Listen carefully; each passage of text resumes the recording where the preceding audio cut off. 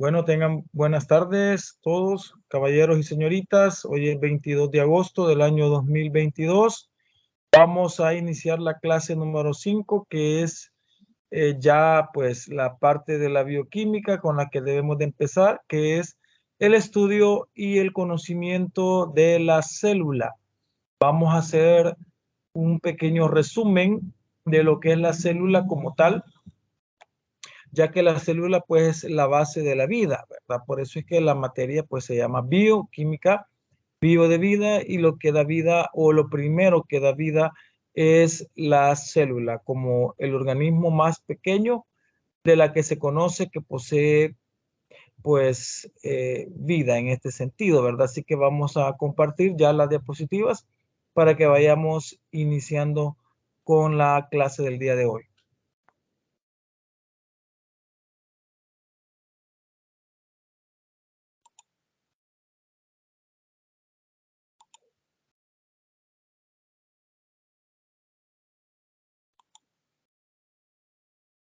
Iniciamos lo que es la bioquímica a partir de hoy. La unidad 1 es de la célula, introducción o las principales características biológicas que tienen los seres vivos. Vamos a iniciar por mencionar qué es en sí la bioquímica. Ya lo habíamos hablado, creo, al principio en la primera jornada, pero ahora vamos a retomar nuevamente lo que es la bioquímica después del repaso que hicimos referido a lo que era la química orgánica, vea que pues nos ha dejado bastantes conocimientos y bastantes adelantos en ese sentido. La clase de hoy es un tanto pues teórica, digámoslo así. Se va a ver todo referido o a lo máximo que se pueda referido a lo que es la célula. Dice ahí que la bioquímica es el estudio de las moléculas y reacciones químicas de la vida, o sea que la bioquímica va a ocupar, es una rama, de hecho, una rama muy, pues, combinada, pues combina la química con la biología. Entonces habla de las moléculas y las reacciones químicas que generan el, pues, correcto funcionamiento del cuerpo humano. Es la disciplina que emplea los principios y el lenguaje de la química a fin de explicar la biología. Pretende describir la estructura, la organización y las funciones de la materia viva en términos moleculares. O sea que ustedes deben de saber que dentro de la vida o dentro de las células, antes de ellas, aparece lo que son las moléculas y los átomos, ¿verdad? Los átomos y las moléculas pues generan al final, bajo la sopa primitiva que se habló en el pasado, ¿verdad? Se alcanza o se obtiene lo que es las primeras formas de vida, y eso fueron a través de las células. Vamos a describir la estructura de la célula, vamos a describir también la organización de la célula y las funciones que tiene la materia en términos de las moléculas que abrazan en ese sentido. La definición viene de bios, del griego vida, ¿verdad? Entonces vamos a establecer que la bioquímica es la ciencia que estudia varias cosas, entre ellas las bases moleculares de la vida, o sea, las moléculas que forman la vida. Ya las vamos a ir descubriendo poco a poco, como son los carbohidratos, las proteínas, los lípidos o grasas, las vitaminas, los ácidos nucleicos. También se habla de la composición química de la vida, o sea, que los seres vivos viven, valga la redundancia, de acuerdo a unas reacciones químicas que suceden en el cuerpo humano, entre ellas, por ejemplo, el metabolismo, ¿vea? Que es cuando se ingieren, pues, alimentación, y que eso nos sirve para que podamos tener vitalidad en el cuerpo y podamos realizar lo que son las actividades del día a día. También va a estudiar la relación estructura-función. Vamos a ver de cada una de las grandes moléculas de los seres vivos. Vamos a ver la estructura que ellas tienen y la función que ellas representan. ¿Vea? Para qué sirven las estructuras de los carbohidratos, para qué sirven las estructuras de las proteínas, para qué sirven las estructuras de los lípidos y las grasas. Esas funciones vamos a reconocer, pero también vamos a conocer la estructura de cada una de ellas, ¿verdad? Y por último es la ciencia que estudia las transformaciones químicas, o sea, lo que es el famoso metabolismo. Más adelante vamos a ver un tema que se llama exactamente así, metabolismo, que es el mecanismo de acción que le sirve al cuerpo para poder eh, pues realizar, digamos, los requerimientos del cuerpo humano a partir de energía, de proteínas y de grasas. Entonces, dentro de la bioquímica existen las leyes básicas de la química, de la física y de la biología. Ahí podemos ver a la derecha una tablita, ¿verdad? Que estamos observando de tamaños relativos de lo que puede ser los niveles de organización de los seres vivos, empezando por lo que son los átomos, ¿verdad? En la parte de abajo, vea que sería alrededor de 0,1 nanómetros, ¿verdad? Las moléculas están ahí por 1 nanómetro, ¿verdad? Las proteínas, los lípidos están como ahí por los 10 nanómetros, el ribosoma y los virus andan por los 100 nanómetros, ya los organelos celulares como la mitocondria, como la bacteria procariota, el núcleo anda entre un micrómetro y 10 micrómetros. La célula eucariota pues anda entre 10 y 100 micrómetros. Las células llamadas huevos también están entre 1 milímetro y 1 centímetro. Vea, los huevos de pollo están entre 1 centímetro y 0,1 metros, ¿verdad? Las células nerviosas están o pueden llegar a estar entre 0,1 y 1 metro, como por ejemplo las células musculares, ¿verdad? Y el cuerpo humano pues está entre 1 y 2 metros, ¿verdad? Ahí estaría más o menos la descripción de los tamaños o la mención de los tamaños que puede ver dentro de lo que son los niveles de organización de los seres vivos, desde lo que son los átomos hasta lo que son el organismo en sí, ¿verdad? Desde 0,1 nanómetros hasta lo que viene siendo 1 y algo de metros, 1 o 2 metros como máximo. Tomar en cuenta que el nanómetro, o sea, el prefijo nano, pues equivale 10 a la menos 9 metros. Y el prefijo micra equivale a 10 a la menos 6 metros, ¿verdad? Entonces, en ese sentido, y el prefijo mili es 10 a la menos 3 y el centi es 10 a la menos 2. O sea, ahí están todos los submúltiplos, ¿verdad? Que son los tamaños en pequeño o en miniatura de lo que son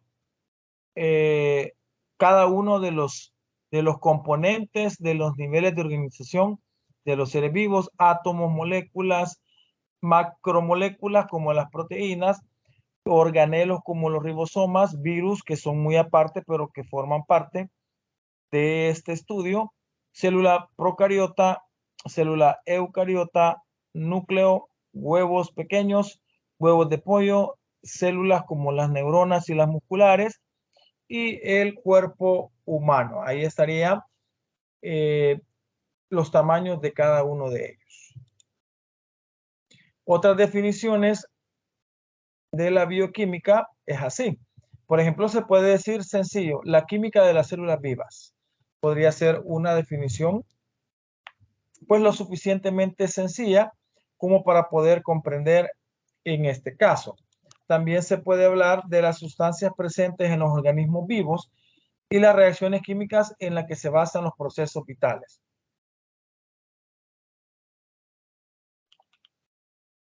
También podemos hablar de las bases moleculares de la vida y los componentes químicos de los seres vivos. Son algunas de las otras definiciones más sencillas que pueden formar parte de lo que es la bioquímica. Lo que debe de comprender ustedes que en todo momento se va a estar relacionando lo que es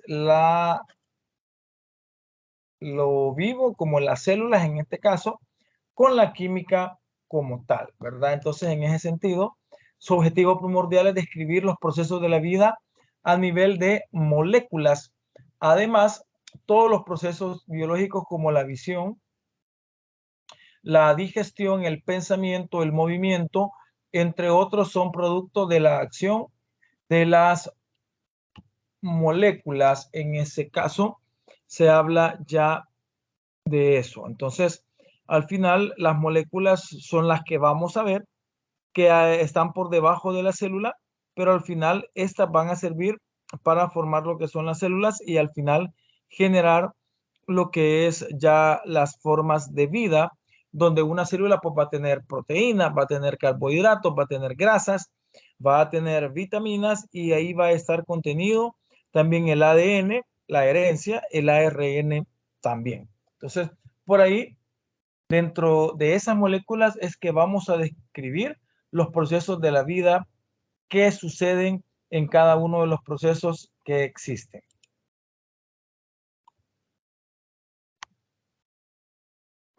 ¿Por qué estudiar bioquímica? O sea, ¿qué nos puede, para qué nos puede, digamos, que funcionar? Entonces, ahí podemos ver el primer literal, ¿verdad? Que es prácticamente permite una mejor comprensión de los procesos biológicos fundamentales de la vida.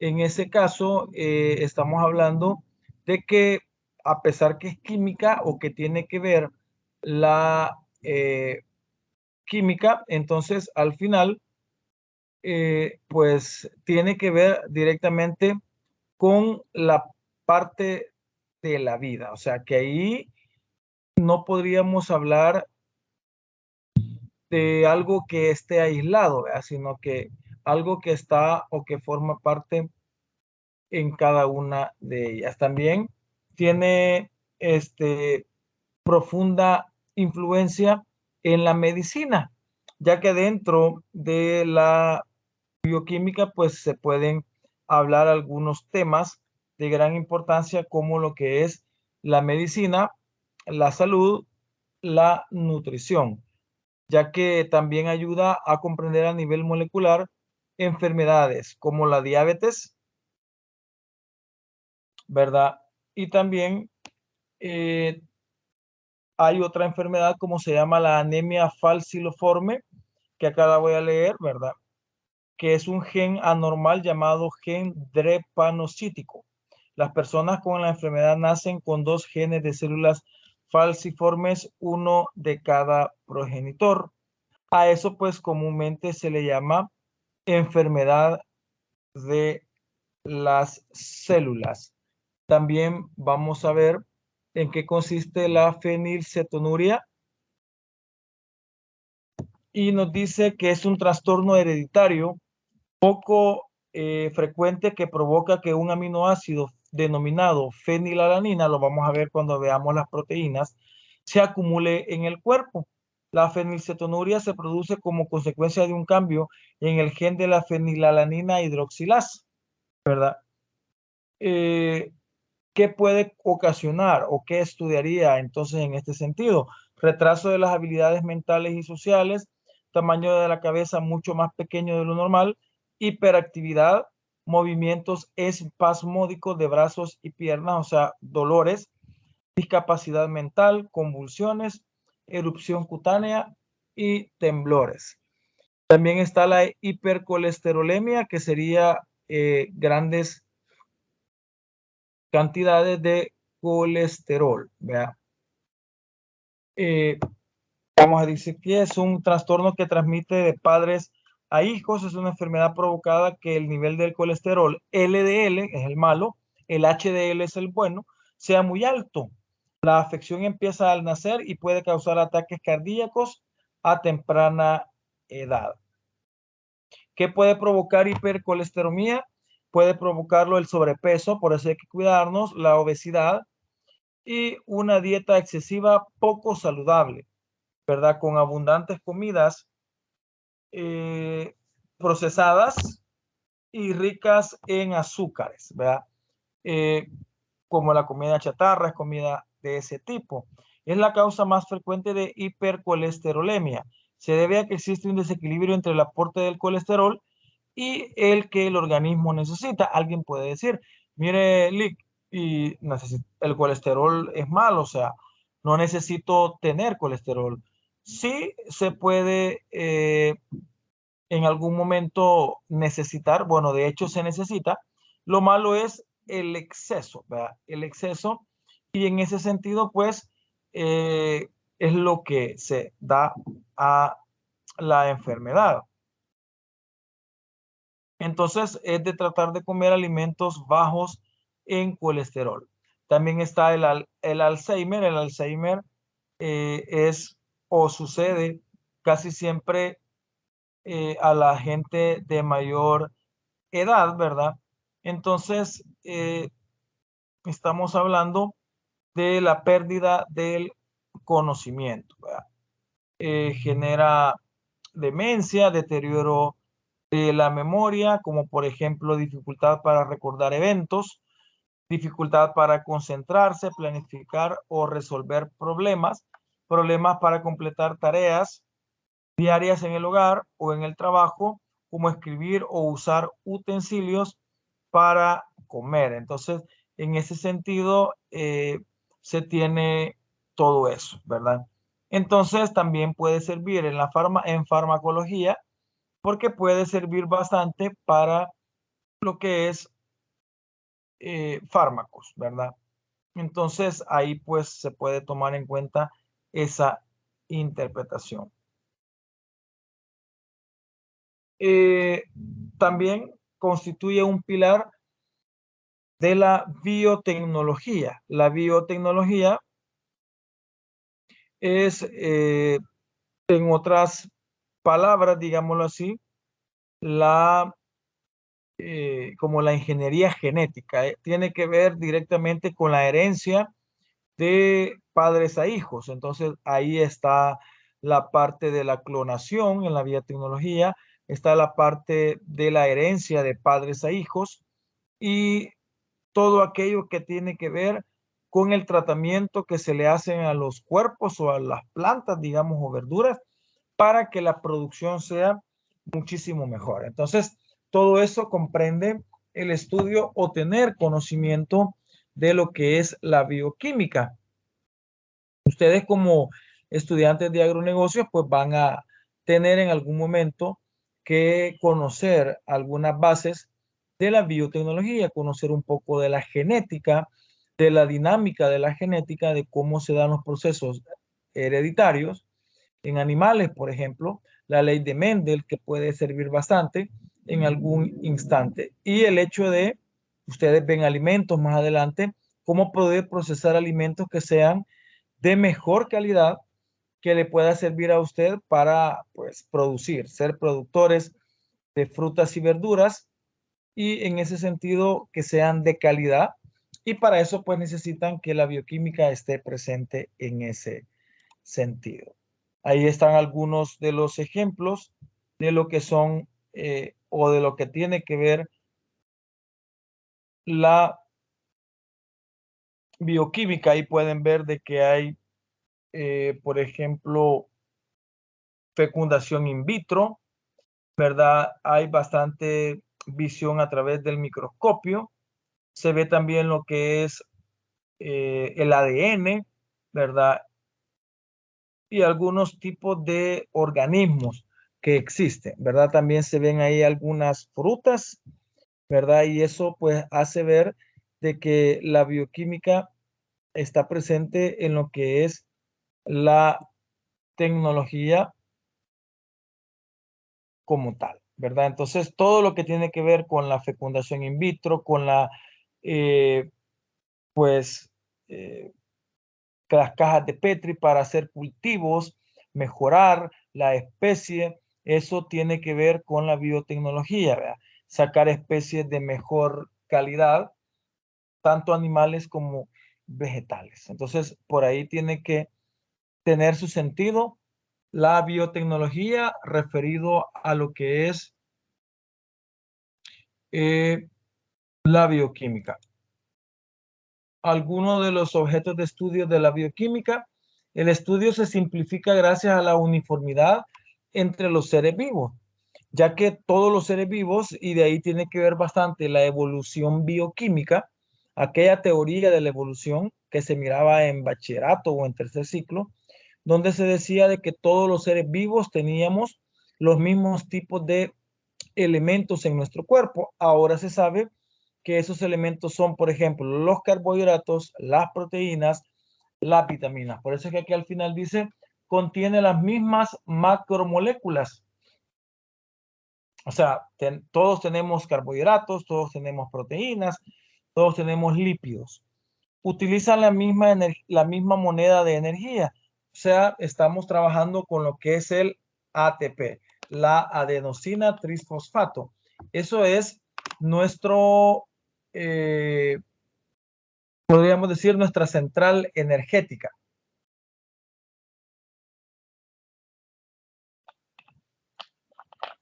Poseen los mismos tipos de reacciones, o sea que está hablando de que hay metabolismo, por ejemplo, como una reacción básica y fundamental en todos los cuerpos humanos y en todos los seres, ¿vea?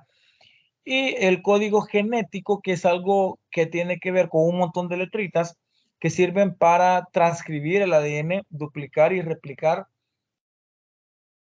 ese montón de letritas a un nuevo ser cuando se da, por ejemplo, la división celular o la mitosis, ¿verdad? En ese sentido, con la meiosis, y entonces el código se replica exactamente igual en todos los seres vivos. Ahí podemos ver una representación de una Escherichia coli, ¿verdad?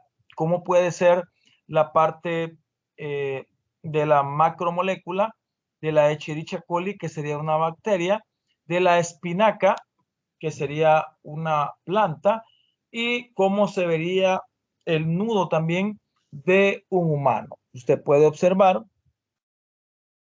y literalmente se parece, ¿verdad? Entonces, al parecerse, pues de esa manera, lo que sucede es que hace o aumenta la credibilidad de la teoría de la evolución bioquímica. La teoría de la evolución bioquímica, pues, nos menciona de que tenemos las mismas macromoléculas o nuestros cuerpos están formados por las mismas moléculas en sí. Y aquí pues pueden observar ustedes las imágenes de una Escherichia coli, que es una bacteria, de una espinaca y de un ser humano. Entonces vemos que es muy, muy igual, ¿verdad?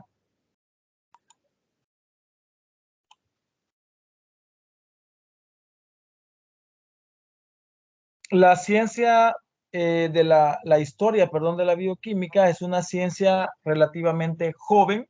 Se puede decir que empieza como tal a comienzos del siglo XIX, direccionada a partir de la biología y de la química. En el siglo XIX empieza como tal, se establece una relación o un nexo entre ambas y pues aplicable a las civilizaciones romanas, a las civilizaciones china y a la civilización hindú. Aunque el siglo XIX ya está hace bastante tiempo, pero comparado con otras ciencias que tienen muchísimo más tiempo, es joven. Muchos procesos se daban ya en el pasado. Muchos procesos se daban ya en el pasado, pero no se tenía una mayor explicación, ¿verdad? Cuando se habla de eso, significa de que, por ejemplo, uno de los más relevantes era que ya se podía hacer el vino, ¿verdad? El vino de uvas. Entonces se podía hacer, lo podían hacer, o la fermentación de las frutas. Sin embargo, no se sabía en ese tiempo que era un fundamento bioquímico. Hoy se sabe que la fermentación, que la existencia de enzimas, el estudio de la anatomía y el medicamento que se le hacía llegar a los pacientes que estaban enfermos, la descomposición de los animales o los alimentos de los animales también, y el estudio de los órganos del cuerpo humano y animal eran fundamentos donde estaba presente lo que es la química y la biología. Sin embargo, pues no se entendía de verdad el nexo que podía llegar a unirlos. Lo hacían, sí, pero desconocían que era una relación entre lo que es la biología y lo que es la química. Entonces, en ese sentido, pues generaríamos ese tipo de eh, conocimiento posterior a pesar de que pasaron los años.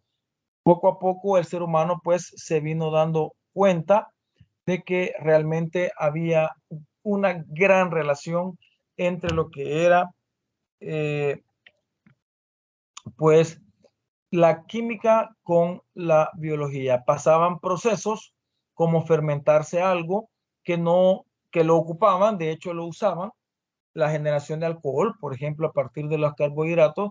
Sin embargo, no tenían una explicación. Solo sabían que era algo bueno, sabían que era algo importante, pero no sabían que era algo que podía al final generarles a ellos un conocimiento extra, porque de verdad no lo conocían. Entonces, en ese sentido.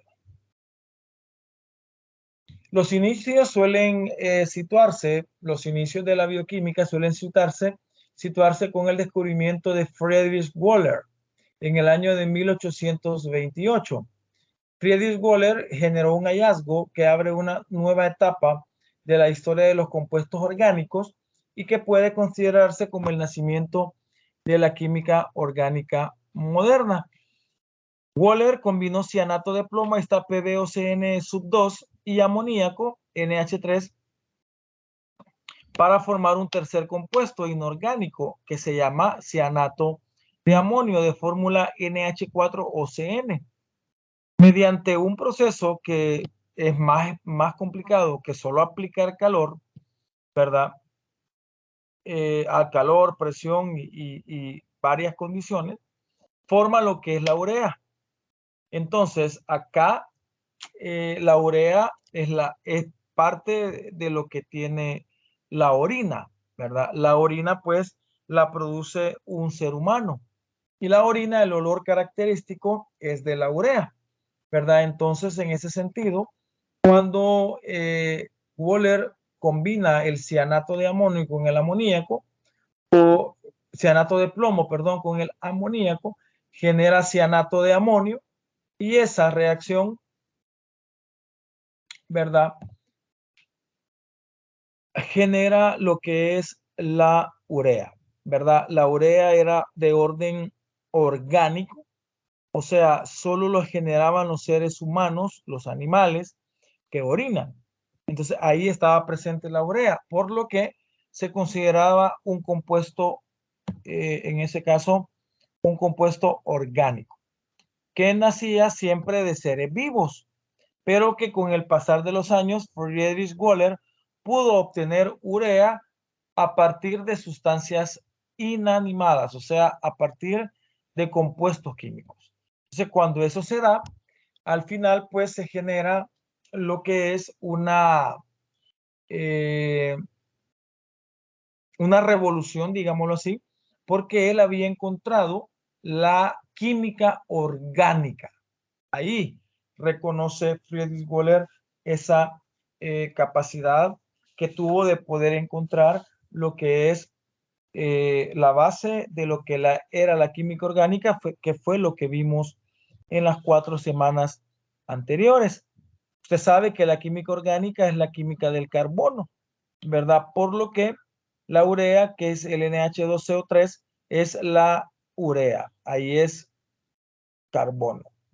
Los cianatos, o sea, el compuesto químico que lleva CIN, los cianuros, no son compuestos orgánicos, a pesar que lleva carbono, ¿verdad? En ese sentido, a pesar de que lleva carbono, no se consideran compuestos orgánicos. Así que el cianato de amonio, que era inorgánico, porque cianato viene de cianuro, que sería la molécula de CN es cianuro, y ha combinado con el amonio, que es NHO, NH4, se genera el cianato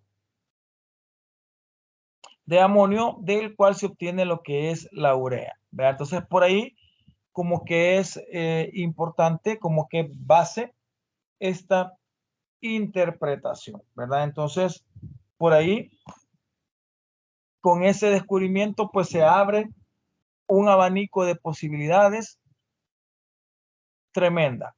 Y gracias a eso, pues nace la orgánica y después la bioquímica. Ya hablamos de que Friedrich Wöhler sintetiza la urea, ¿verdad? Ahora vamos a ver las otras contribuciones de los otros científicos. El primer descubrimiento, identificación de enzimas como catalizadores de reacciones biológicas, fue el resultado de las investigaciones de Edward Buchner, de la levadura hacia la glucosa. Ahí en eso encontró. Las enzimas ahora se sabe que son sustancias muy básicas tanto en el cuerpo humano y animal como en diversas reacciones químicas. Las enzimas por sí, por cierto, hacen que una reacción química suceda más rápido.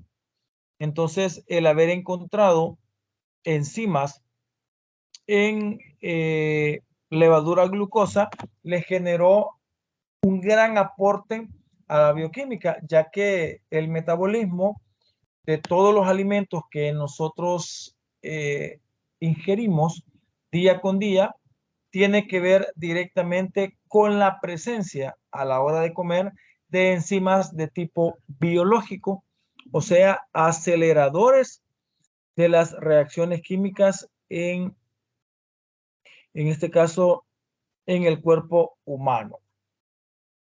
Emil Fischel es el otro aporte. Realizó numerosas contribuciones para la comprensión de las estructuras y funciones biológicas. Propuso la teoría de la llave y cerradura de la acción enzimática.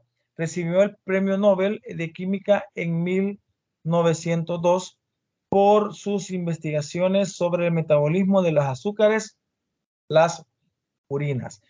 Vean qué importante es la historia.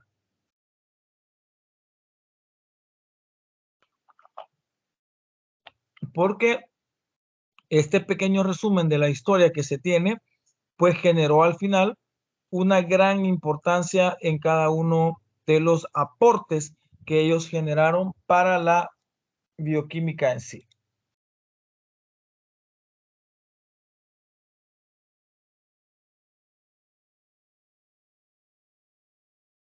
El segundo gran descubrimiento fue la identificación de los ácidos nucleicos, o sea, la presencia o la existencia de el ADN. En 1944, Oswald Avery, Colin MacLeod y Maclean McCarthy extrajeron ADN de una cepa tóxica de la Streptococcus pneumoniae.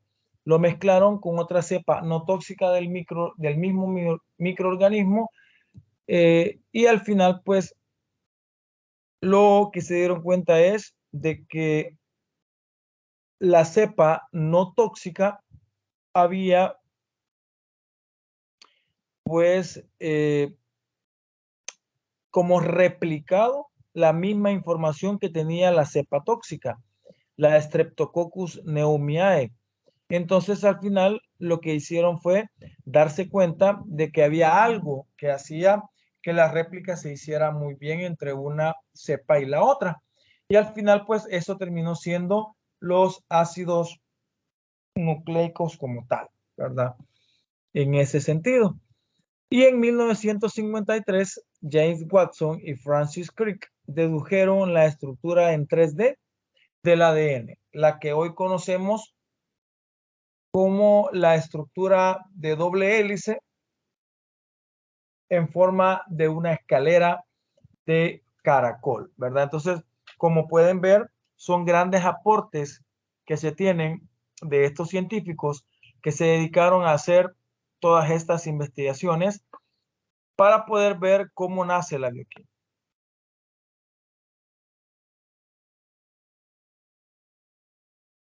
El término bioquímica fue acuñado por Hope Seyler.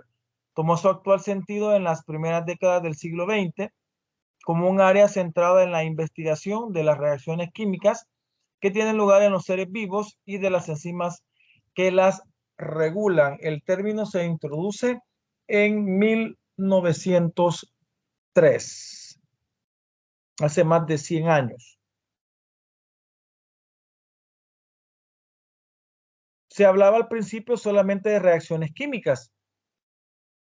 Sin embargo, ahora se habla también de las enzimas que regulan la existencia de las reacciones químicas en los cuerpos humanos. Si no fuera por las enzimas, todo pasara más lento, ¿verdad? Y al final, pues no tuviéramos nosotros quizás esa eh, capacidad de reaccionar tan rápidamente.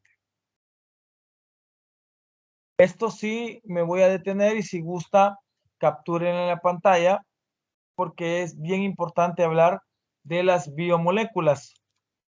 Capturen.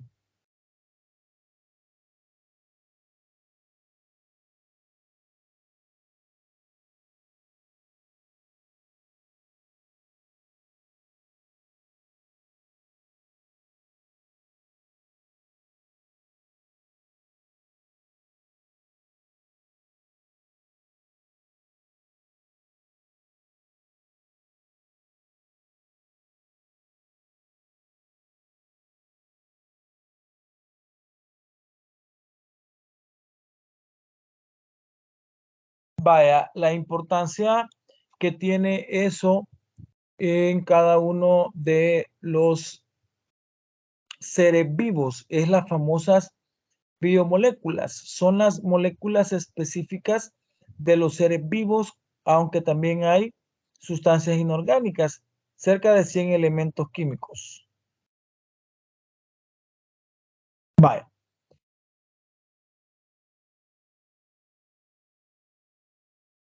los elementos que están marcados en rojo se van a llamar biomoléculas principales y constituyen más o menos el 97% de los de, de la materia viva de los seres vivos. Ahí está el hidrógeno, que es la H, el carbono, el nitrógeno, el oxígeno, el fósforo y el azufre. Esos elementos son llamados bioelementos primarios o bioelementos principales. Son los que al final tienen mayor cantidad en el cuerpo humano, ¿verdad? Tienen mayor cantidad en el cuerpo humano y son los que están en la mayor abundancia, o sea, son los que están en las macromoléculas. En este sentido, pues hablamos de macromolécula como los carbohidratos, las proteínas, ya se van a dar cuenta que tienen en este caso, pues, esos elementos. Ya van a ver que la mayoría de las moléculas que vamos a conocer van a tener como base principal esos 6 elementos. Vaya, los elementos marcados en color naranja se van a llamar bioelementos secundarios y forman el 2.5% de la materia viva. O sea que estamos hablando del 97 más 2.5, estamos hablando del 99.5. O sea, solo esos 6 más 5 elementos forman el 99.5% del total de un cuerpo. ¿Cuáles son esos bioelementos secundarios? Está el sodio, está el magnesio, está el potasio, está el calcio y está el cloro. Esos serían los bioelementos secundarios.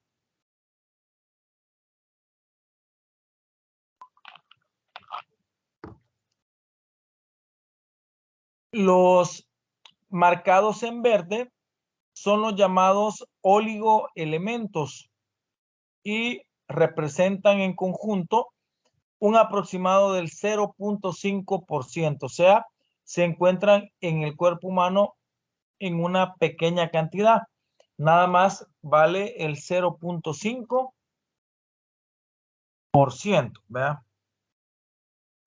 Entre ellos está el vanadio, el cromo, el manganeso, el hierro, el cobalto, el cobre, el zinc, el boro, el silicio, el selenio, el yodo, el estaño y el molibdeno, ¿verdad? Entonces ahí tenemos pues una tabla periódica con los elementos primarios, secundarios y los oligoelementos.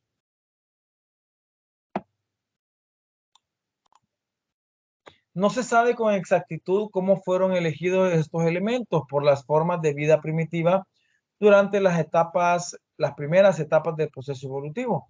Hay elementos que de casi todos los grupos, excepto del 3, del 4 y del 18. No hay del 3 ni del 4. O sea, de donde está el escandio no hay, que sería el elemento 21. No hay del titanio, el elemento 22, y del 18, que serían los gases nobles. De eso sí no hay representación acá.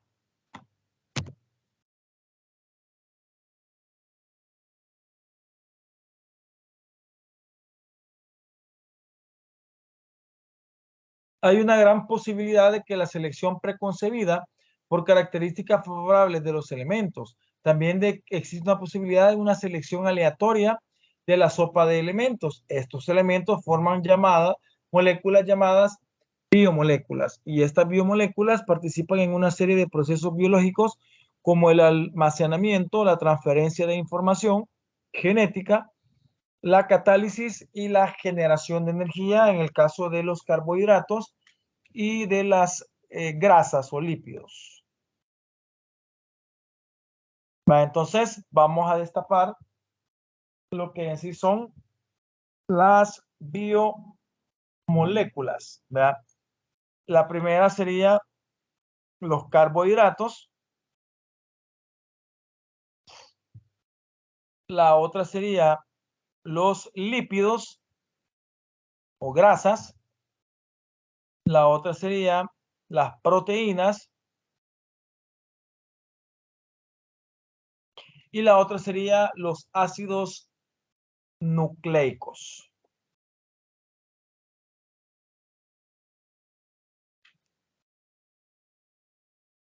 Bueno, carbohidratos, lo que está en amarillo, lo tiene principalmente los alimentos que tienen azúcar, ¿verdad? Como las frutas, todos los alimentos dulces son carbohidratos, y también lo tienen como la papa, como la yuca, como el camote, que son como raíces, ¿verdad? Entonces tienen y poseen carbohidratos. También el arroz, las pastas tienen carbohidratos.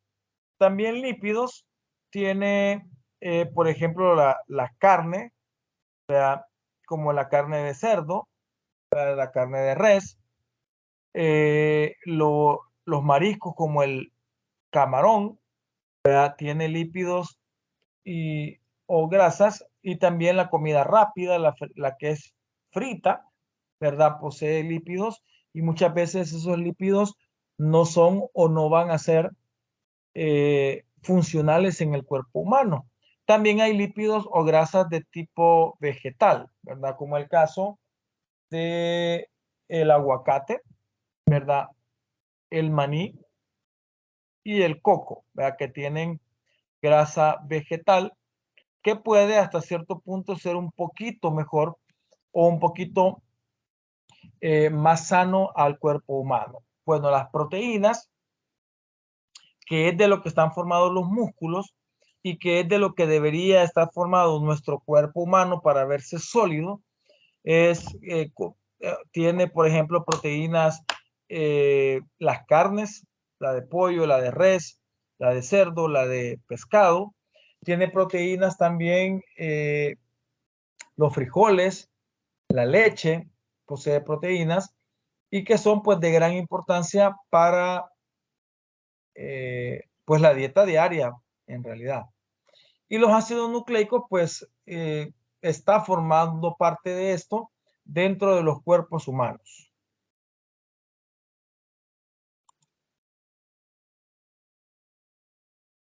Aquí se van haciendo de pequeño hasta grande. Por ejemplo, el primer paso es cuando las moléculas, como la primera que está en el primer recuadro, ¿verdad? Son convertidos en simples moléculas orgánicas, a lo que se le va a llamar bloques de construcción en ese sentido, ¿verdad? Entonces, como tal, el cuadro 3 ya es un bloque de construcción que resulta de haber empezado a formarse desde una molécula, ¿verdad?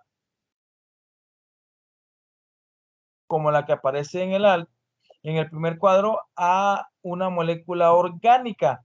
En este caso, podría ser una acetona, por ejemplo, porque vemos que aquí hay un grupo carbonilo, ¿verdad? Un doble enlace y un átomo de carbono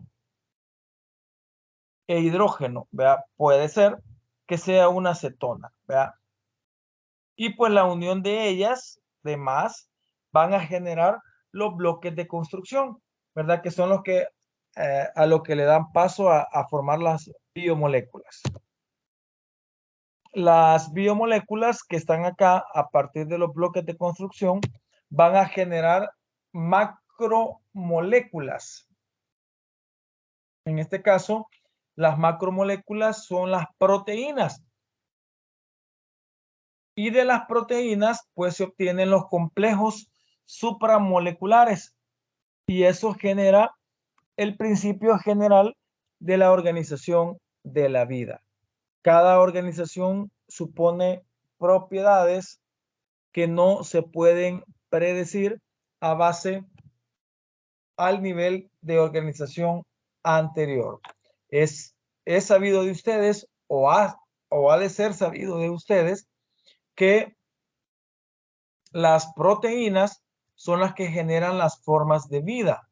De hecho, que se cree que la primera forma de vida se dio hace muchísimo tiempo, cuando estaba la sopa primitiva, donde se cree de que hubieron la existencia de los 20 aminoácidos fundamentales y no fundamentales, o esenciales y no esenciales, y que en esa sopa pues se generó descargas eléctricas, niveles de pH y de presión adecuadas para formar la primera forma de vida que los científicos no saben cómo explicar. O sea, creen o siempre dicen de manera mágica se forma la primera forma de vida eh, según los relatos de la historia. Ya las macromoléculas uniéndose en grandes redes generan lo que son las famosas células, que es de lo que vamos a hablar a partir de este momento.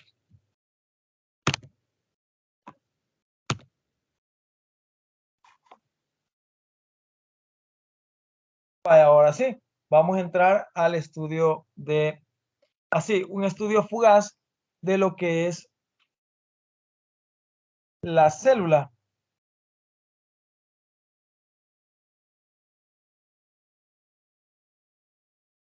Las células son estructuras altamente organizadas en su interior. constituidas por diferentes orgánulos, cada uno de ellos con diferentes funciones, orgánulos o organelos.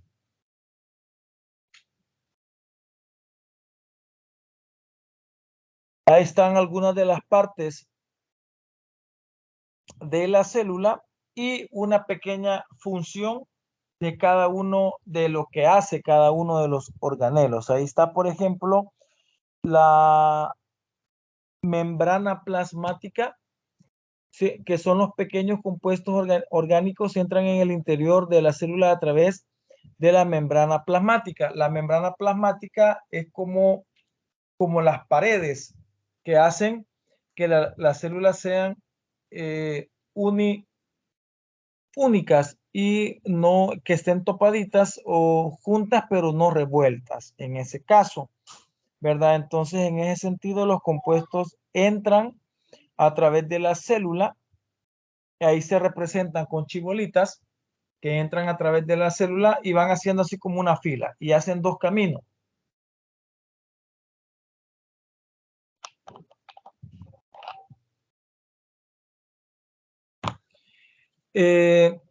Unos pasan a los lisosomas y otros pasan a las mitocondrias.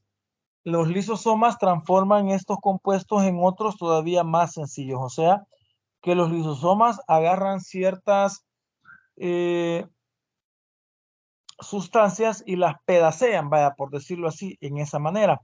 Hacen pedacitos más pequeños los lisosomas y la mitocondria generan al final la energía. Las mitocondrias se van a considerar o se consideran las centrales de energía de toda célula. Ahí es donde se almacena la energía. Por eso es que usted mira que luego de que pasa por el lisosoma, ya sale pedaciadito, pero luego de que pasa la mitocondria, salen como botecitos de energía. Ahí sí lo pueden ampliar ustedes para que puedan ver que en efecto eso es, ¿verdad? Los ribosomas, el retículo endoplasmático y el aparato de Golgi fabrican las proteínas, los lípidos y los glúcidos, o sea, los carbohidratos, que la célula necesita para construir sus propias estructuras a partir de los compuestos sencillos y de energía. O sea, son organelos que agarran, por decirlo así, lo que los lisosomas y las mitocondrias generan para hacer lo que más le interesa hacer, que sería pues fabricar lo que nos sirve, que son las proteínas, los lípidos o grasas, que es la energía de reserva del cuerpo humano, y los glúcidos o carbohidratos, ¿verdad? Que serían, en ese sentido, los que generan la energía primaria en el cuerpo humano, ¿verdad? Luego, de hecho, pues, de eso, pues, al final siempre va a existir sustancias de desecho, ¿verdad? En este sentido, van a existir sustancias de desecho y por eso es que ve ahí el carrito que va sacando lo que ya no quiere la célula.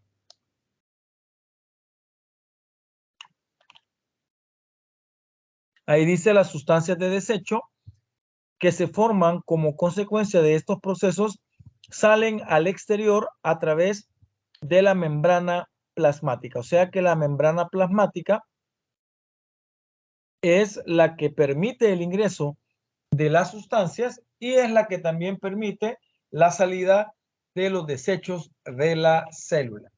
Es como una forma animada de mencionarles o explicarles así en palabras sencillas lo de la célula. La invención del microscopio permitió a los científicos comprobar que todos los seres vivos están formados por pequeñas celdas unidas unas a otras. Estas celdas, llamadas células, son la mínima unidad del ser vivo que puede realizar las funciones de que tiene toda célula, que sería en este sentido las funciones de nutrición, ¿verdad? La de crecimiento y la función de reproducción. De ahí la importancia que radica cada una de ellas, ¿verdad? La importancia de que se pudo comprender que a partir del microscopio se tiene realmente una pues visión en pequeño, ¿verdad? De lo que era una celdilla, ¿verdad? De hecho de que porque parecen celditas, como que fueran un panal de abeja, es que de ahí se pone la palabra célula.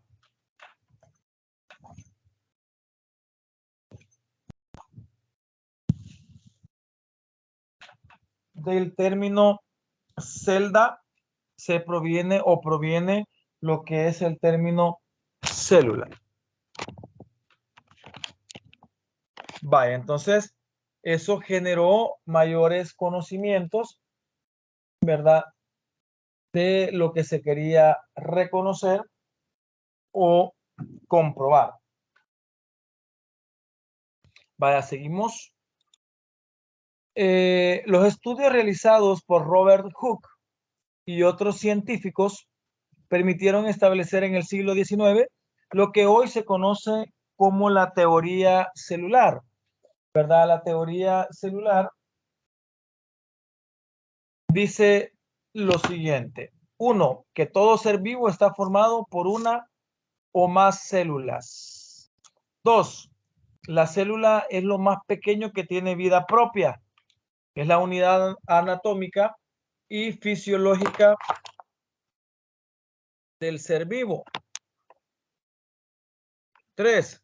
Toda célula proviene de otra célula preexistente, menos la célula primera, la que ya hablamos que es la primera que se forma y que a partir de ella, según la teoría de la evolución o las teorías evolutivas, vea, es la primera que genera al final todas las que existen, ¿verdad?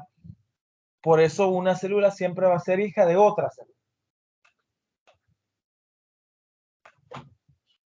Y el material hereditario pasa de una célula madre a las hijas, lo que les mencionaba, a través del ADN, de la replicación del ADN y también de la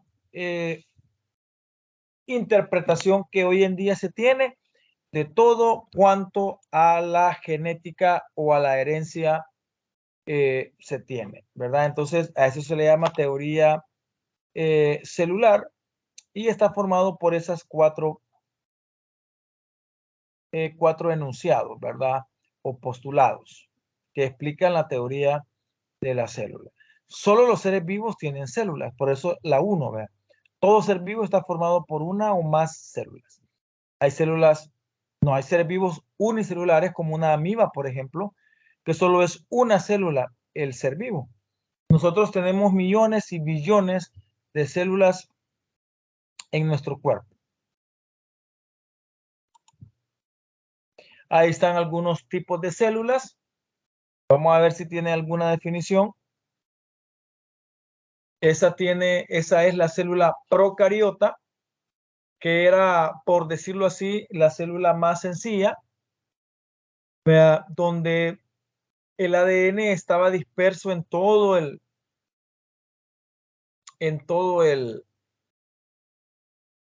espacio que ocupaba, ¿verdad? Tenía ya un flagelo que le sirve como un pelito para moverse. Tenía pared celular, que está marcada ahí en rosado, la membrana plasmática, que también está ahí en rojito, una cápsula donde se encontraba la célula, apenas unos cuantos ribosomas, el citoplasma, que es donde sobrenada todo, y el ADN que estaba disperso. Sin embargo, pues también existe ya la célula eucariota. Nomás observe,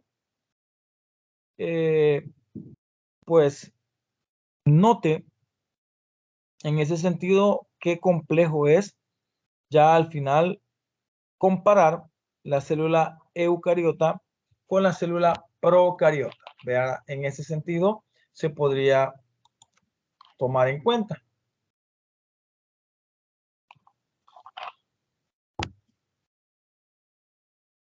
La célula animal y la célula vegetal tienen muchos organelos en común, que son todos los que están en el centro. Los nombres: citoesqueleto, peroxisoma, mitocondrias, ribosomas, retículo endoplásmico rugoso, núcleo, retículo endoplásmico liso, aparato de Golgi, el lisosoma y membrana plasmática. Sin embargo, tienen algunas que son diferentes. En el caso de la célula vegetal, la de la izquierda, pues tiene vacuola, la célula vegetal, tiene cloroplasto, tiene tonoplasto, plasmodesmo y posee pared celular. Esas partes no las tiene una célula animal eucariota. No las tiene. Las más representativas que no tiene y que todo estudiante debe conocer, que una vacuola, no, perdón, que una célula vegetal tiene vacuola, tiene cloroplasto y tiene pared celular. Son las tres más representativas, ¿verdad? La célula animal no tiene vacuola, no tiene pared celular, sino membrana plasmática y no tiene cloroplasto. En el cloroplasto, por cierto, son verdes, se lleva a cabo lo que es la fotosíntesis.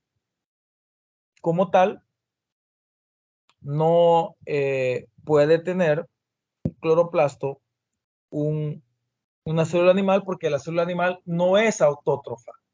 La célula animal es heterótrofa, cosa que la célula vegetal sí. La célula es autótrofa, o sea que crea su propio alimento.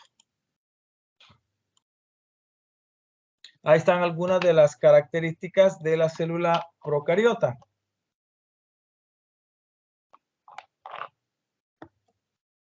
No tiene núcleo diferenciado, o sea que el material genético ADN está libre en el citoplasma en una región llamada nucleoide.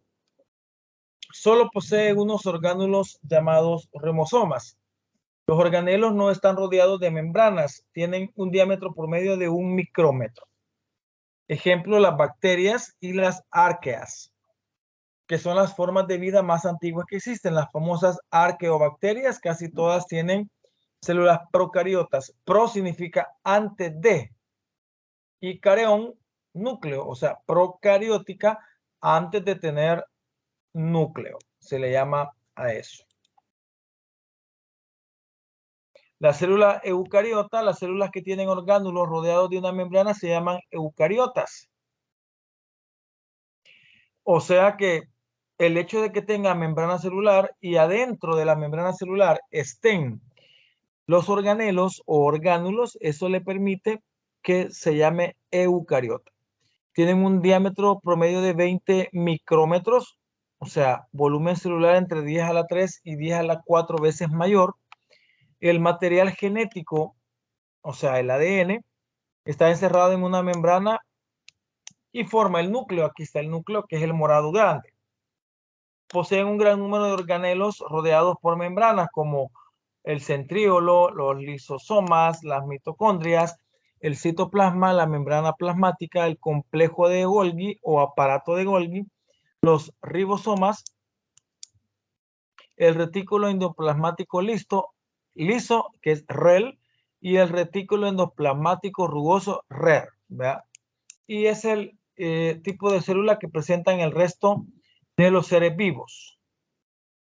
Ahí está otro ejemplo de célula eucariota, ¿verdad? Donde podemos presenciar cada una de las partes: membrana, mitocondria, cromatina, lisosoma, aparato de Golgi, citoplasma, retículo endoplasmático liso, membrana plasmática, ribosoma, centriolos, nucleolo, núcleo, retículo endoplasmático rugoso y núcleo plasma. Vean cómo pueden ser los tamaños relativos entre lo que puede ser una célula eucariota, que es la celeste que aparece ahí en una parte, ¿verdad? Que anda entre 10 y 100 micrómetros. Aquí está abajo. Anda entre 10 y 100 micrómetros. Compárelo con, por ejemplo, una cianobacteria.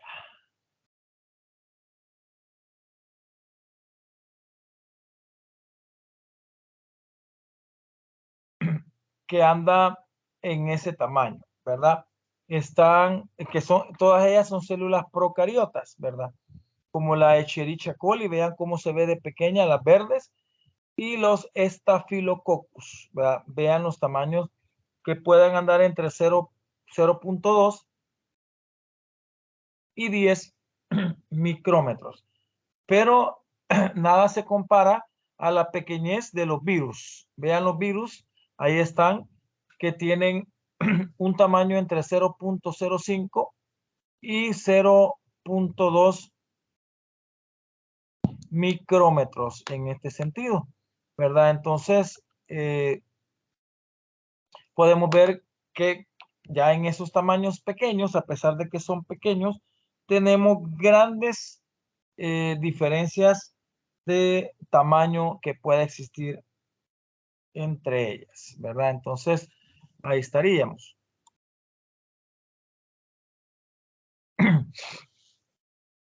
Las células eucariotas pueden estar presentes en el reino fungi o los hongos, en el reino vegetal como las plantas. En ese caso es de dicotiledónea porque tiene una semilla que se parte en dos, y también puede estar en los animales.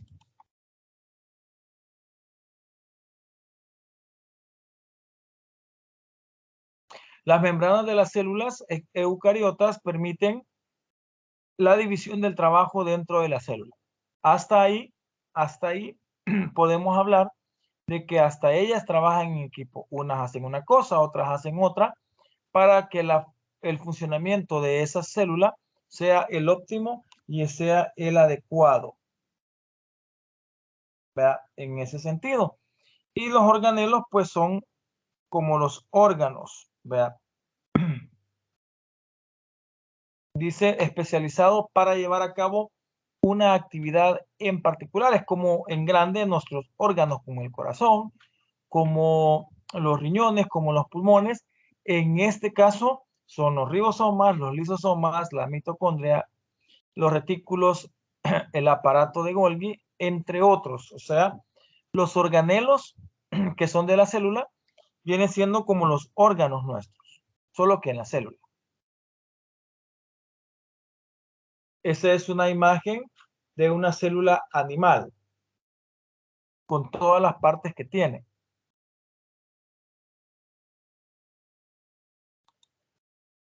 Vamos a hablar un poquito de la célula animal. La célula está cubierta por una membrana llamada membrana plasmática. El contenido encerrado en esta constituye el citoplasma, o sea, el líquido interno. Su aspecto granuloso es debido a la abundancia de ribosomas, y otros organelos. También contiene macromoléculas, las que ya hablamos, que son las carbohidratos, proteínas. El líquido puro o la porción pura del citoplasma es llamada citosol, es decir, el líquido donde sobrenadan los orgánulos. O sea, los orgánulos de la célula tienen que andar nadando en algo, sería en el citosol.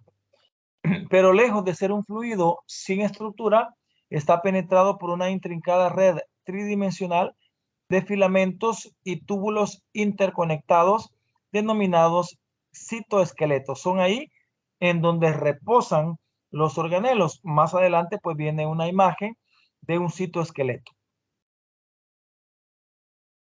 Vamos a hablar del núcleo, así rapidito. El núcleo es el organelo más visible. O sea, habla a partir es como el 50% del tamaño de la célula. O sea, más o menos la mitad del tamaño. Separado del citosol por una doble membrana nuclear. La membrana de la célula se llama membrana celular y la membrana del núcleo se llama membrana nuclear. Él tiene una capa, es como la yema de un huevo, ¿verdad? Que tiene, y la yema pues sería el núcleo, y la capita que está separando el líquido transparente de la clara, digamos, es la que separa a la yema, que es la parte amarilla. A eso se le va a llamar membrana nuclear. La doble membrana se fusiona en una estructura llamada poros nucleares, ¿verdad? Llamada poros nucleares. Seguimos hablando en este caso del núcleo. Los poros nucleares son un complejo de proteínas, o sea, nucleoporinas. Esta envoltura no aísla el núcleo, sino que es punto de regulación, es como una aduana en el transporte de moléculas, proteínas, ácidos nucleicos, iones entre el núcleo y el citoplasma. Dentro del núcleo hay una disolución llamada nucleoplasma. Está el núcleo y adentro hay otro líquido, adentro del núcleo. Ese líquido pues se llama, en este caso, nucleoplasma. Y adentro del núcleo hay otro organelito, le llamo yo, que es el nucleolo, ¿verdad? Que está dentro del núcleo. Ahí está el núcleo, los poros, ¿verdad? Los poros nucleares, ahí está bien específico. Y adentro está otro llamado nucleolo. Ahí se ve cómo está señalado. Este azulito que vemos es el núcleo, solo el central, donde está contenido el ADN. Entonces ahí están las partes, la lámina nuclear, el nucleoplasma, que es el líquido interno, el envoltorio nuclear, los nucleolos y los poros nucleares. Todavía más pequeño, podemos ver cómo está formado la capa nuclear, que es una doble capa lipídica. Más adelante solo la vamos a especificar. Si usted mira en la nuclear envelope o la capa nuclear, ¿verdad? Que hay como una pared doble. Esa pared doble pues está formada por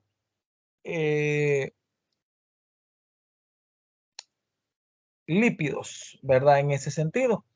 Y los poros nucleares, que es donde pues puede penetrar sustancias o excretar algunas. Estoy hablando del núcleo. Dentro del núcleo, esta es una imagen del núcleo, hay una estructura irregular llamada nucleolo, que es como el central, digamos. Aquí se forma y almacena el ARN en el nucleolo.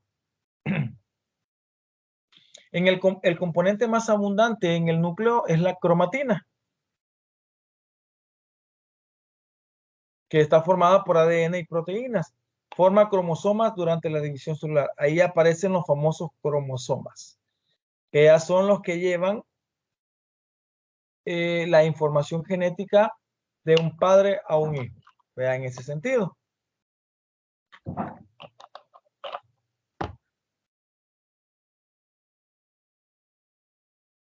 La función del núcleo es el de almacenar información genética codificada en el ADN y organizado dentro de cromosomas. Ahí están los cromosomas.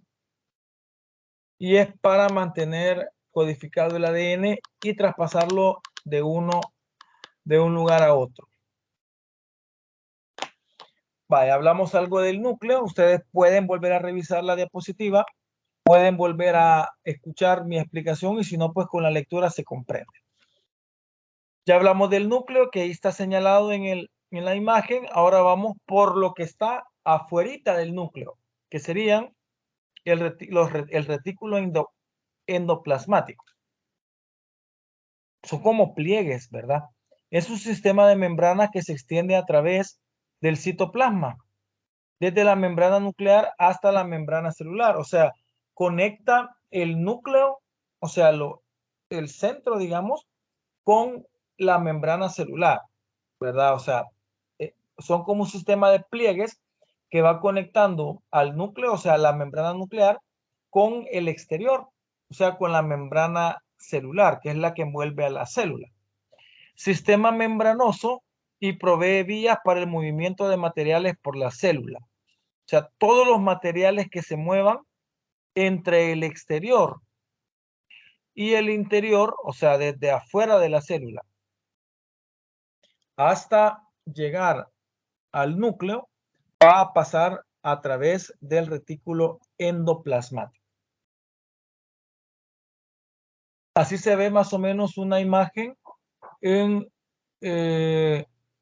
vista al microscopio, como se ve aquí por aquí en la primera imagen a la izquierda, en la esquina inferior izquierda está el núcleo y ven cómo los pliegues van como en círculos más o menos concéntricos hacia el exterior.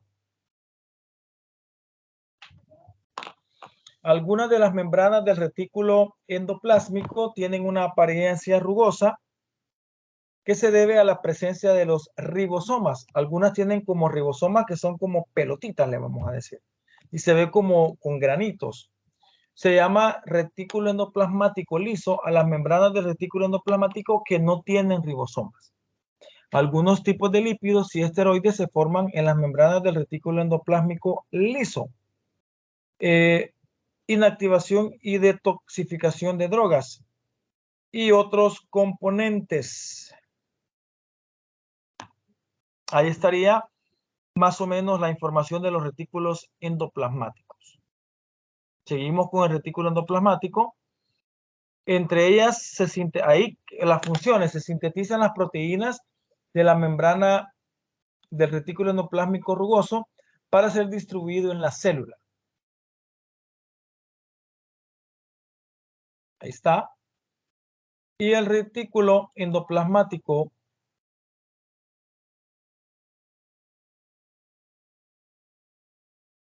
liso se encarga de la degradación de grasas cuando se metabolizan para la producción de energía, cuando se involucra la detoxificación de sustancias que han penetrado en la célula. Es como la forma de poder desahogar todo lo que puede generar algún tipo de toxicidad en algún cuerpo, de algún cuerpo extraño, pues él hace que lo pueda liberar. Vamos a ver los ribosomas. Los ribosomas son las famosas pelotitas que mirábamos en el retículo endoplasmático rugoso. Ahora ya pueden ver que los ribosomas no son pelotitas aisladas o que son pelotitas solas, sino que vean cómo ellas se conectan entre sí, formando como conexiones entre cada una de ellas. Al final, pues se ven unas que están más como a lo lejos, pero que están como en forma de argolla, como en forma de collar, ¿verdad? Entonces, ahí ellas están conectadas y vistas en el microscopio se ve como que tuviera rugosidad, pero son los ribosomas. Las proteínas, los ribosomas son los síntesis de las proteínas. Las proteínas que forman el retículo endoplasmático rugoso pueden transportarse por la célula, pasar hasta la membrana celular y ser liberadas fuera de la célula. Ojo con esta función. Miren, las proteínas que se forman en el retículo endoplasmático rugoso pueden transportarse por la célula, pasar hasta la membrana celular y ser liberadas fuera de la célula. O sea, a través de los ribosomas atraviesa la proteína hasta el exterior. También podemos encontrar ribosomas libres en el citoplasma. Las proteínas que se forman en ellos van directamente al citoplasma. Entonces es como un transporte. ¿Vean? Vale, vamos a hablar del cuerpo de Golgi o del aparato de Golgi. Debe su nombre a Bartolomé Camillo Golgi, médico italiano y premio Nobel en medicina en 1906. El aparato de Golgi tiene aspecto de una pila de sacos vacíos formado por membranas. Tiene un tamaño de 0.5 micrómetros y pues ya vamos a ver la función. Esas que están marcadas ahí son como las vesículas, ¿verdad? Como bolsitas que tiene el cuerpo de Golgi. El cuerpo de Golgi, que se ve ahí como un tanto desprendido del retículo endoplasmático liso y rugoso, se encarga, ojo, vean, de la distribución y el envío de materiales. O sea, vean ustedes, jóvenes, cómo eso puede generar un trabajo en equipo, ¿verdad? Acá, miren cómo se genera esto. Se encarga de la distribución y el envío de materiales para que sean liberados por la célula hacia el espacio intercelular. Miren, él es el que termina de darle el empujón, digamos, a los materiales para que salgan de la célula mediante el proceso de secreción. Las proteínas y lípidos que se sintetizan en el retículo endoplasmático llegan al aparato de Golgi, donde son empaquetadas, ojo, vean, participa en la síntesis de carbohidratos complejos, glicolización de proteínas. Estos productos se empaquetan en una vesícula y se mueven hacia la membrana celular, donde se libera. Ahí estaría la forma en que se puede dar, es el transporte desde la célula hasta lo que es el exterior. Aquí podemos incluso quizás ampliar un poquito la imagen para que se vea, no sé si alcanzan a ver, que ahí aparece como el proceso que está el 1, miren, de ahí cualquier sustancia de las que ya mencionamos pasa a través del retículo endoplasmático rugoso, a través de los ribosomas, atraviesa el 2 y del 2 pega un salto ya cuando ha pasado por el liso hacia el aparato de Golgi, que es el 3, ¿verdad? Ahora el aparato de Golgi pues puede generar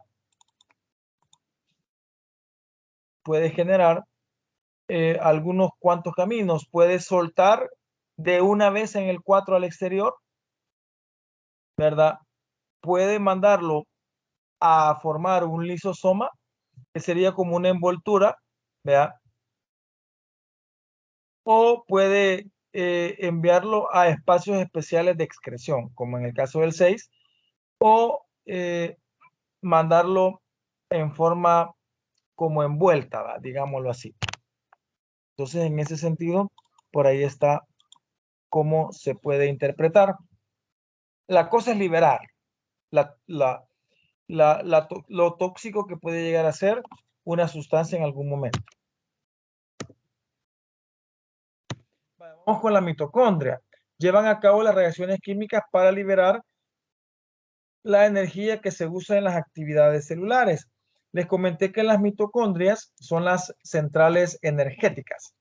Las células contienen cientos de mitocondrias donde son del tamaño de una bacteria y actúan como centrales energéticas. Ahí estaría para lo que sirve lo que es la mitocondria.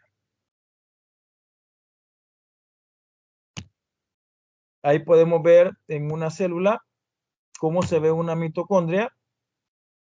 Ahí podemos observar resaltado en rojo la mitocondria. Ya podemos ver que ahí está el núcleo, está el retículo endoplasmático rugoso, donde hay ribosomas, el liso, el cuerpo de Golgi, que es el que está aquí enfrente, digamos, como en la esquina central.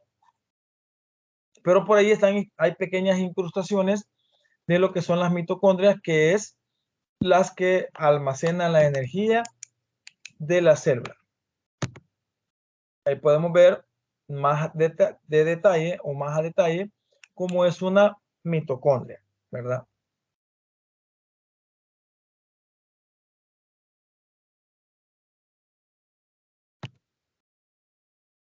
Aparte de las mitocondrias, que son en pocas palabras las centrales de energía, están los lisosomas. Se recuerdan que los lisosomas eran los que partían las sustancias. Ahí están remarcados en color amarillo. Son pequeñas vesículas formadas por el retículo endoplasmático rugoso que contiene enzimas digestivas. Las enzimas digestivas facilitan el rompimiento de moléculas grandes como los almidones, los lípidos, las proteínas, además de digerir partículas extrañas que entran a la célula como bacterias. Por eso es que se acuerdan que al principio, en la célula animada que poníamos, aparecían lo que es los lisosomas como partiendo las grandes moléculas. En este caso, los carbohidratos, o sea, los almidones, que son grandes moléculas, los lípidos, que también son grandes, y las proteínas, que también son grandes. Ellas se encargan de romper esas grandes moléculas y hacerlas más pequeñas, y aparte de eso, pues digieren partículas extrañas que entran a la célula y sirve así como un estate ahí, ¿verdad? Un estate quieto, no pasas de ahí. Yo me encargo de, pues, de cuidar, digámoslo así, de la célula. Otra función de los lisosomas es destruir las partes gastadas de las células, donde los productos de esa destrucción pueden volver a ser usados por la célula. En algunas ocasiones, la membrana que rodea al lisosoma puede romperse, lo que hace que la célula se digiera a sí misma.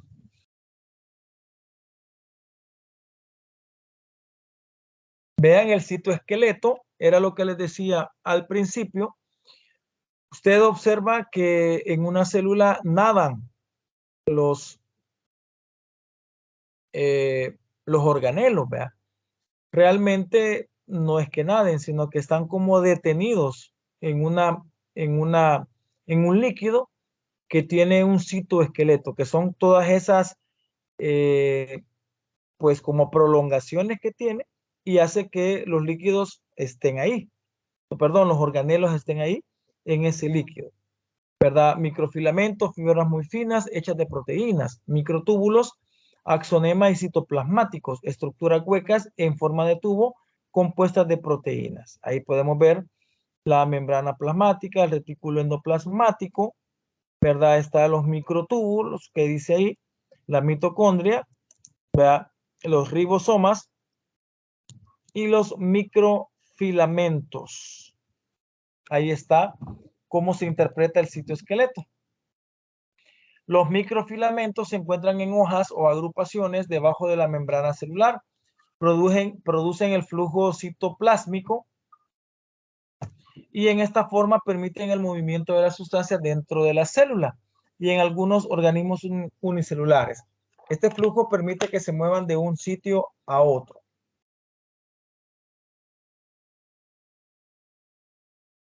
Ahí podemos ver cómo se desarma un microtúbulo, ¿verdad? Hasta tener un filamento muy delgado y un filamento intermedio y ya el microtúbulo en sí. Los microtúbulos, su disposición ayuda a dar forma a las células, se asocian con la habilidad de la célula para moverse de un sitio a otro. La estructura básica de cilios y flagelos son los microtúbulos. Ya estamos viendo bien detallado cada uno de las partes que una célula puede llegar a tener. Así se mira al microscopio el citoesqueleto. Miren, no es en sí solo un líquido, ¿verdad? Sino que ese líquido tiene, por eso le llama esqueleto, como que fuera el esqueleto humano, pero en la célula es citoesqueleto, o sea, es el esqueleto de la célula, ¿verdad? Por decirlo así, y son esos microtúbulos y esos microfilamentos que la célula posee. Creo yo que durante todo nuestro estudio, en ningún momento, pues creo que se nos aclaró que la célula tenía un esqueleto, ¿verdad? Que es eso que acabamos de ver en el anterior y en esta. Ahora vamos o saltamos a la gran vacuola que la tienen únicamente las células vegetales.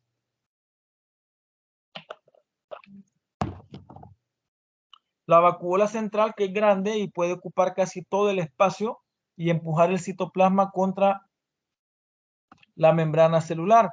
Almacena una gran variedad de sustancias, la vacuola, la de la célula vegetal, entre ellas azúcares, minerales y proteínas, frecuentemente disueltas en agua. O sea que la vacuola viene siendo como la que almacena el alimento en la célula vegetal. Vamos a ver los plastos, que el más representativo es el cloroplasto. Los plastos o los plastidios funcionan como como fábricas de productos químicos y otros como almacenes de alimentos y pigmentos. El cloroplasto es el más común en las células de las plantas verdes.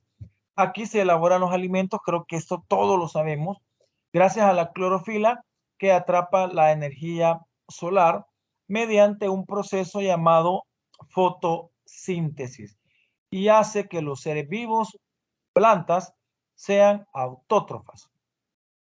O sea que hablamos de que son o tienen la capacidad de producir su propio alimento. Nosotros, los seres humanos y los animales, no tenemos células vegetales, por lo que tenemos célula animal. Una célula animal no tiene plastos, o sea, plastidios, mucho menos cloroplastos, por lo que nuestras células no pueden crear su propio alimento, son heterótrofas.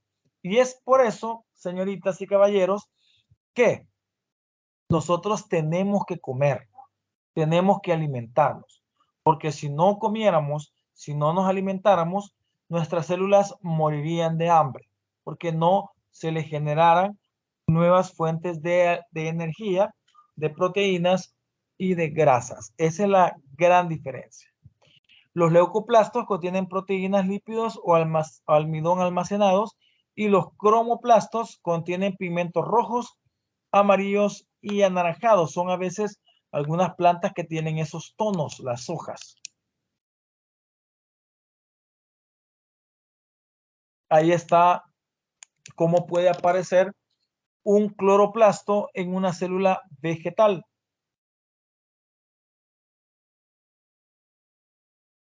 Ahí está un cloroplasto detalladamente, con el estroma, con la membrana del cloroplasto y los gránulos. La membrana externa, los tilacoides, que sería donde se lleva a cabo la fotosíntesis. Siempre estamos en los plastos. Células vegetales pueden producir productos químicos o almacenar alimentos y pigmentos, ¿verdad?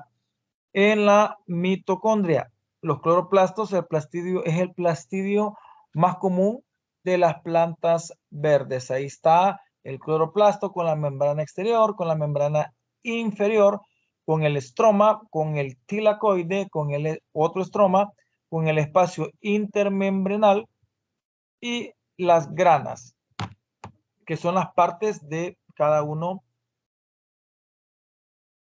de los cloroplastos.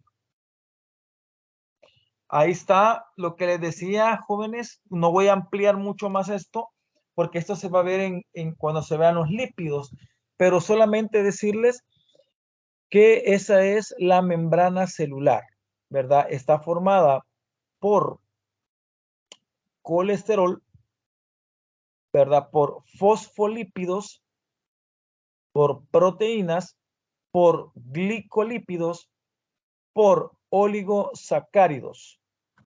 Ahí está cada una de ellos. Aquí a la izquierda está el colesterol, que son como esos óvulos amarillos que ven ahí. Están los oligosacáridos, que están como en ramita amarilla. Están los glicolípidos, que son grasas. Abajo están las proteínas y la membrana de fosfolípidos a la derecha inferior. Eso genera la capa de la membrana celular. Se le llama bicapa lipídica, porque usted ve que hay dos líneas de colesterol con fosfolípidos. Hay una línea como arriba y esta otra línea debajo. Entonces se le llama bicapa lipídica en ese sentido.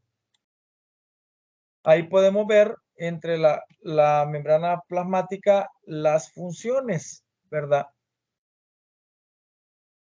Permite digamos, la 1, la que ahí aparece como una, es la permeabilidad de las células que hacen o permiten que seleccione las sustancias que va a dejar entrar y salir. La organización y la localización de las funciones. gracias a que existe una membrana celular, dentro de ella están los organelos y los organelos generan sus funciones específicas porque están dentro de una célula. También sirve en el 3 para transportar, procesos de transporte, ¿verdad?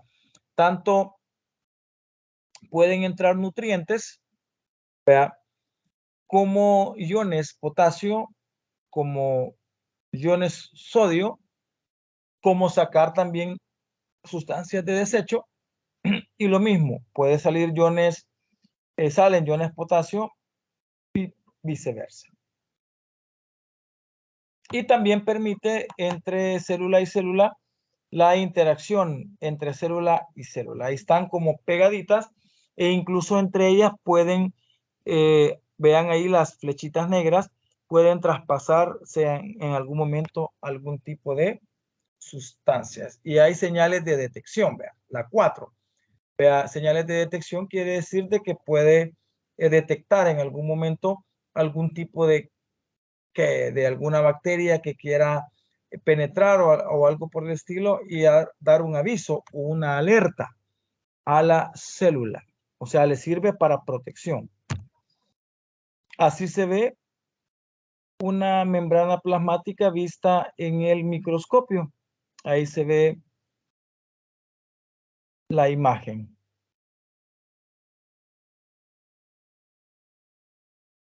La composición y estructura, la proporción relativa varía con el tipo de membrana, diversidad de roles biológicos. La composición de proteínas refleja especialización funcional, o sea, cada una de las partes llamadas organelos pueden estar específicamente realizando una función en especial. Los componentes, ¿verdad?, de cada una de las sustancias en un cuerpo humano, los mayores componentes se resumen en esa tabla en inglés, ¿verdad?, de varios organismos, ¿verdad? Por ejemplo, la última, que es la Escherichia coli, ¿vea?, está formada la última línea con el 75% de proteína y el 25% de fosfolípidos y 0 de colesterol, ¿verdad?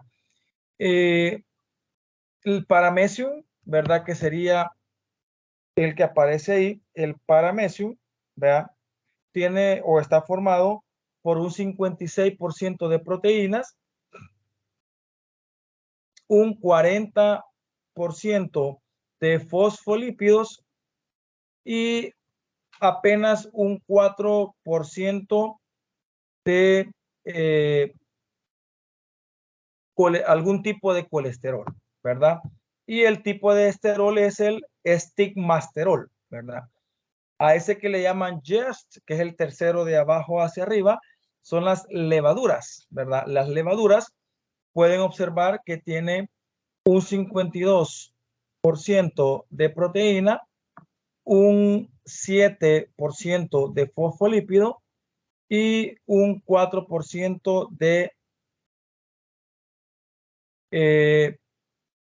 de algún tipo de esterol, ¿verdad? Entonces, ahí podríamos estar viendo cada una de ellas, ¿verdad? El maize leaf serían las hojas de maíz.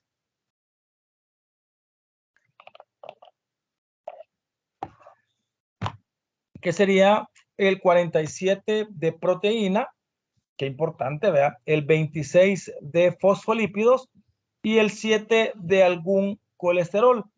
Ahí está el colesterol, el tipo de colesterol que sirve en cada uno de esos. Entonces, ahí estaríamos más o menos con eso.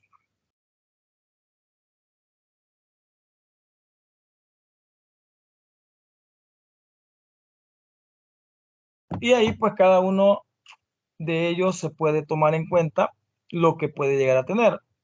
Aparte de proteínas, de fosfolípidos, de algún colesterol, también puede tener otros lípidos que aparecen en la tabla a la derecha, como los galactolípidos, los triacilgliceroles o los famosos triglicéridos, que se van a ver más adelante. Ahí podremos hablar de la composición y de la estructura.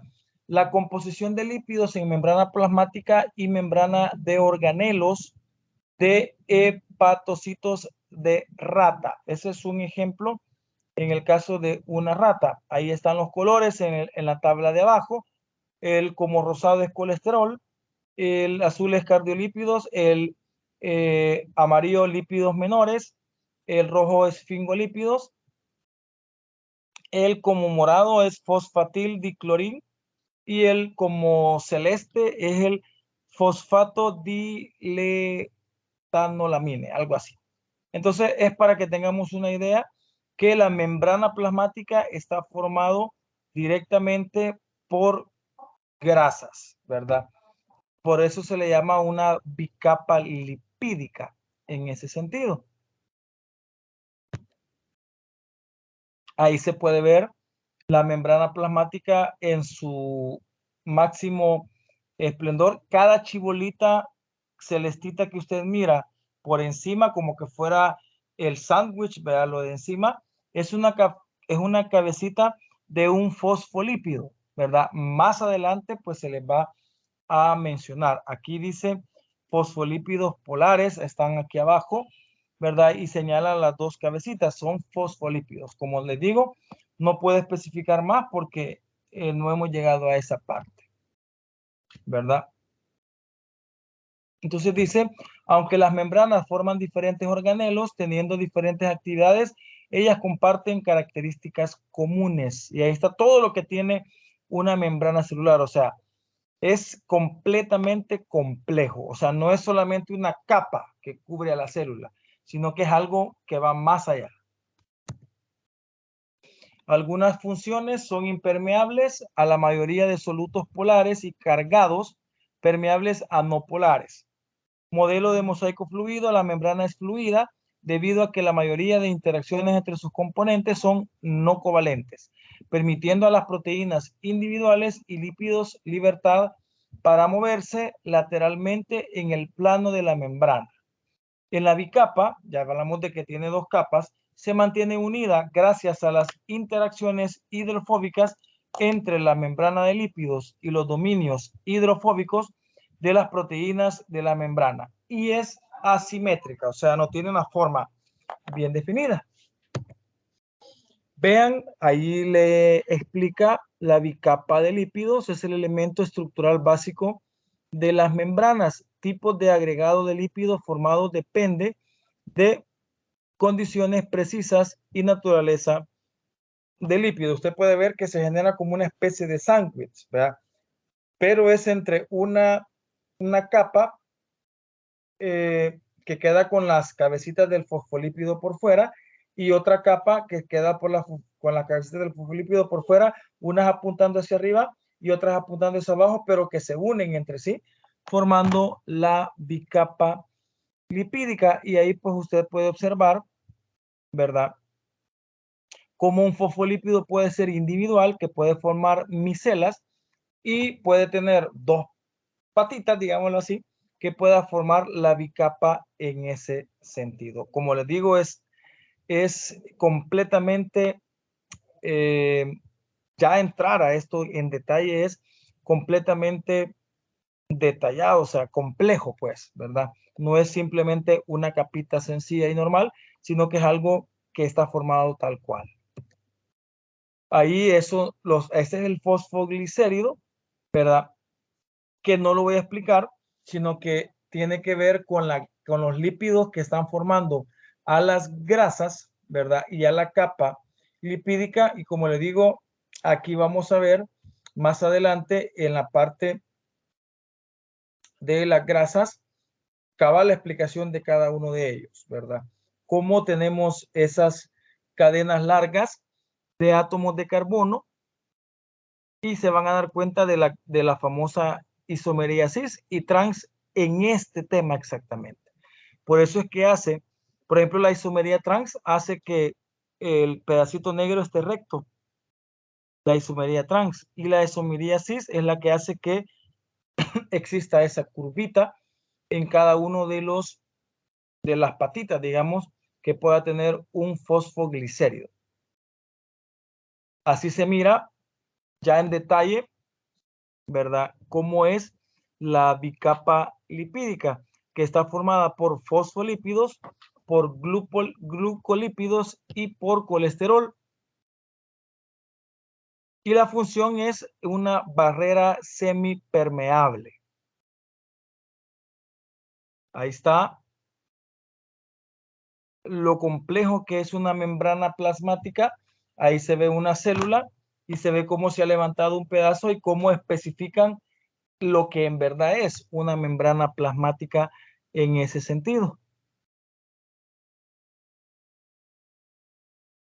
Entre fosfolípidos hay colesterol intercalado.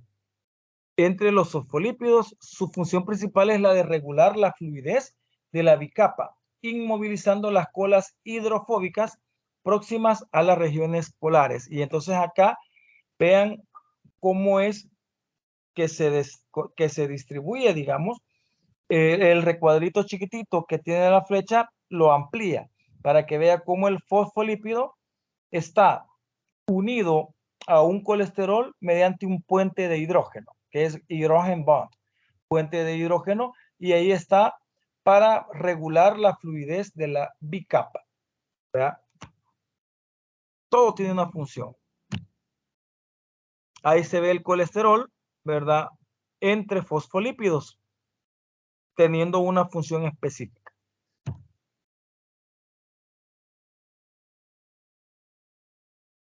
Las proteínas tienen varias funciones en la membrana: transportadora, enzimática, receptora, marca de identidad, adhesión y unión al citoesqueleto. Las células requieren nutrientes del exterior y deben eliminar sustancias de desecho procedentes del metabolismo y mantener su medio interno estable. Además, prevenir la pérdida de material vital.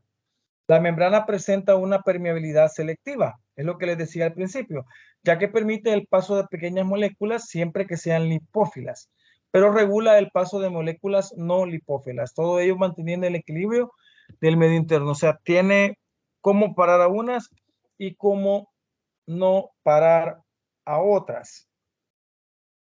Vamos a mencionar lo que es lipófilo, ¿verdad? Lipófilo o lipófila significa que son disueltas o se pueden disolver en aceite. Los aceites se pueden desplazar por la superficie de materiales lipófilos. Las sustancias que son lipófilas e hidrófilas al mismo tiempo se denominan anfifilas. Lipófilo es el comportamiento de toda molécula que tiene afinidad por los lípidos.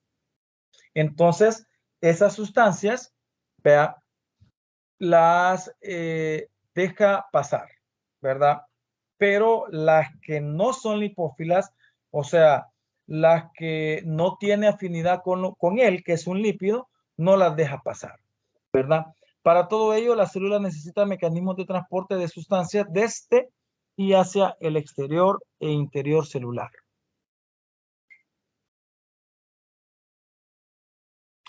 La membrana plasmática sirve de transporte de soluto a través de la membrana.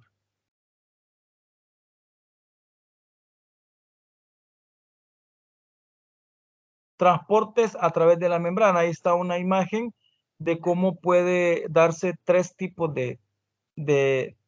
bueno, dos tipos: el transporte pasivo, el transporte activo. Está la difusión simple, cuando las sustancias atraviesan ya sea entre fosfolípidos o en canales, y la difusión facilitada en el transporte pasivo y el transporte activo cuando va en sentido contrario, ¿verdad? En ese sentido. Bueno, jóvenes, con esto creo que terminamos. Y hay un pequeño mapa de conceptos de la membrana celular, donde está el transporte pasivo a favor y activo en contra, ¿verdad? Con eso terminamos el día de hoy.